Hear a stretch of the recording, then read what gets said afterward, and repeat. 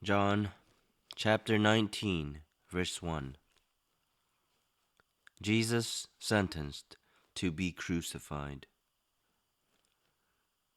Then Pilate took Jesus and had him flogged.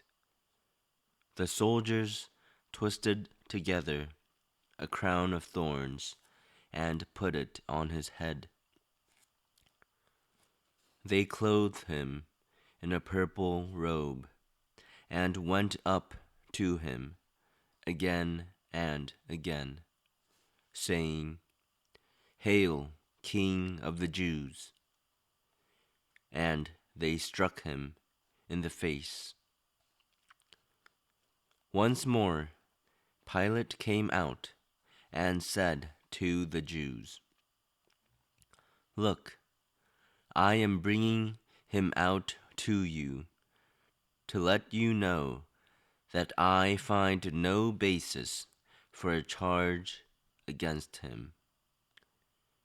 When Jesus came out wearing the crown of thorns and the purple robe, Pilate said to them, "Here is the man."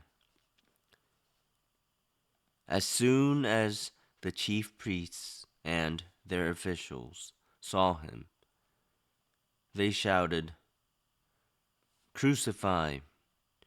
Crucify!" But Pilate answered, "You take him and crucify him.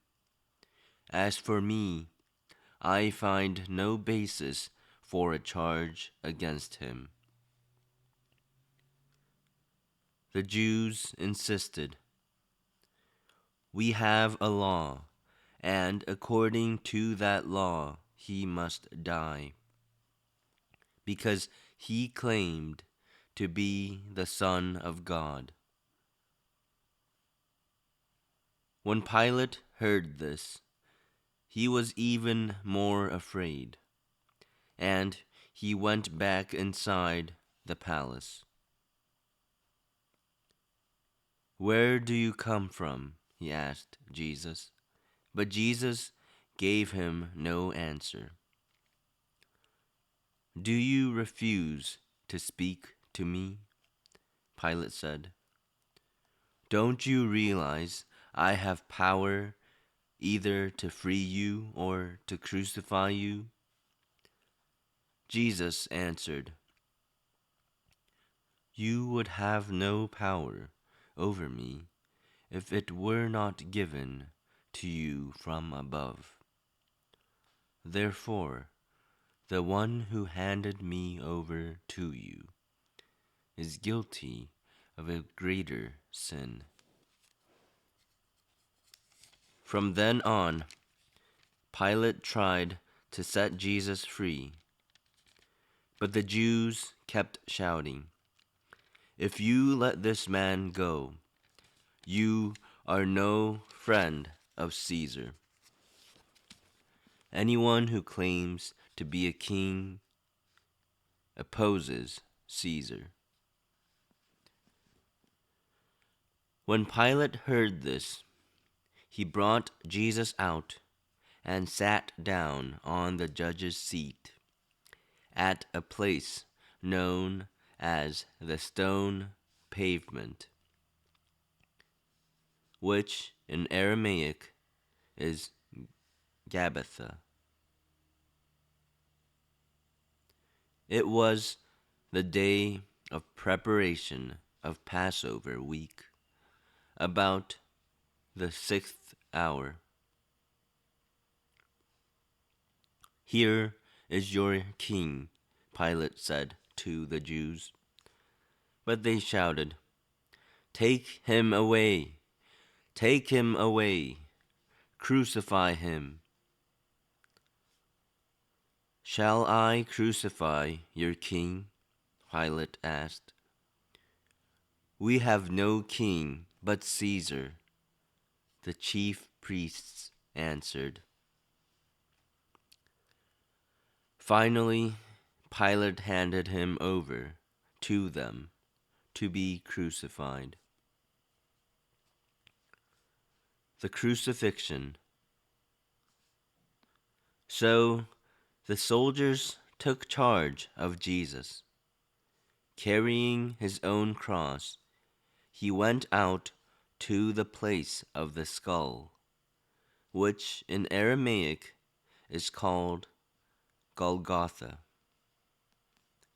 Here they crucified him, and with him 2 others, one on each side, and Jesus in the middle.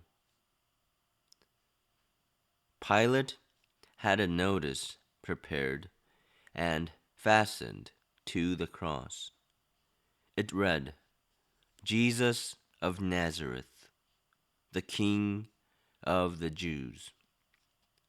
Many of the Jews read this sign, for the place where Jesus was crucified was near the city, and the sign was written in Aramaic, Latin, and Greek. The chief priests of the Jews protested to Pilate,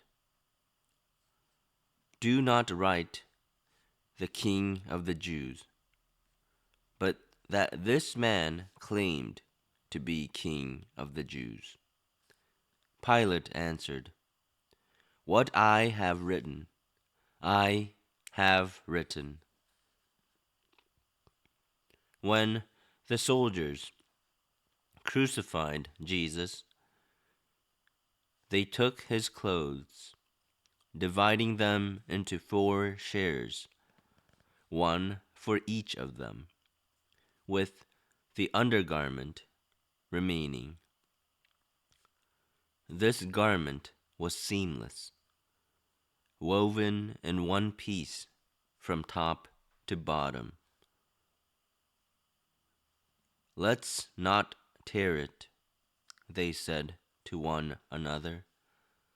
"Let's decide by lot who will get it." This happened that the scripture might be fulfilled, which said, "They divided my garments among them, and cast lots for my clothing." So this is what the soldiers did.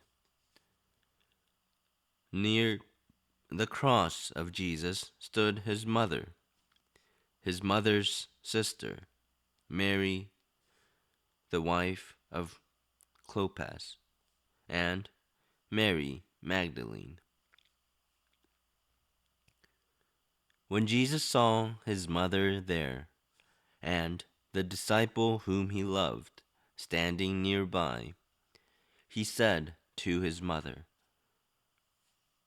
"Dear woman, here is your son." And to the disciple, "Here is your mother."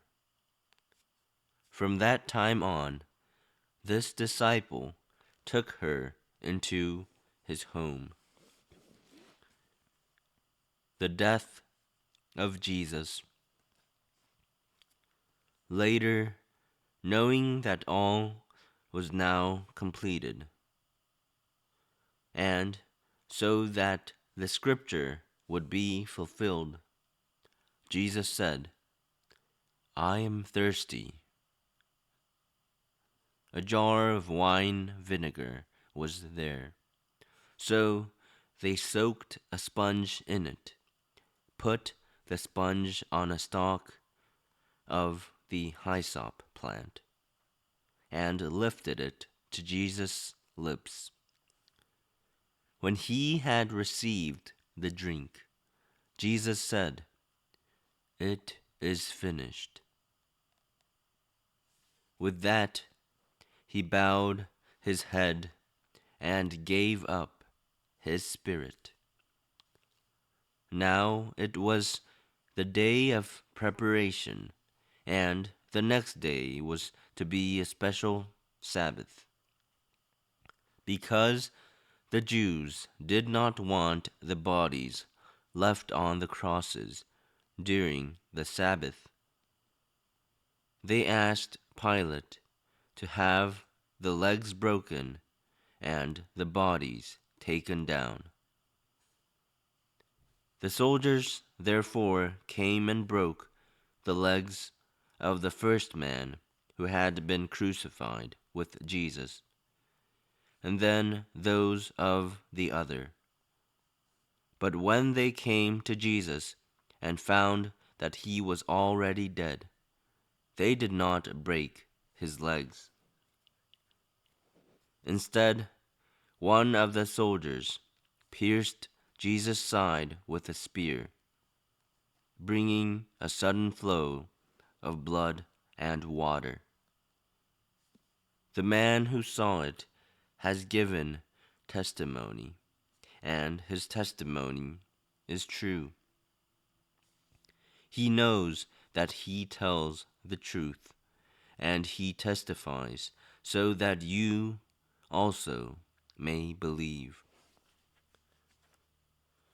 These things happened so that the scripture would be fulfilled.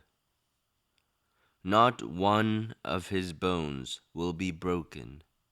And, as another scripture says, they will look on the one they have pierced. The burial of Jesus. Later, Joseph of Arimathea asked Pilate for the body of Jesus. Now Joseph was a disciple of Jesus, but secretly because he feared the Jews. With Pilate's permission, he came and took the body away. He was accompanied by Nicodemus, the man who earlier had visited Jesus at night.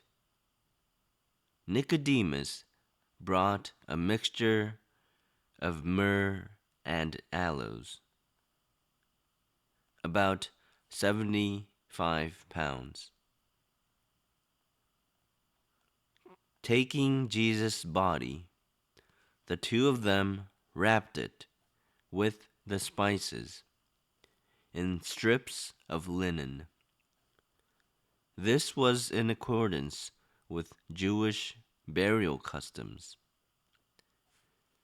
At the place where Jesus was crucified, there was a garden, and in the garden a new tomb, in which no one had ever been laid. Because it was the Jewish day of preparation, and since the tomb was nearby, they laid Jesus there.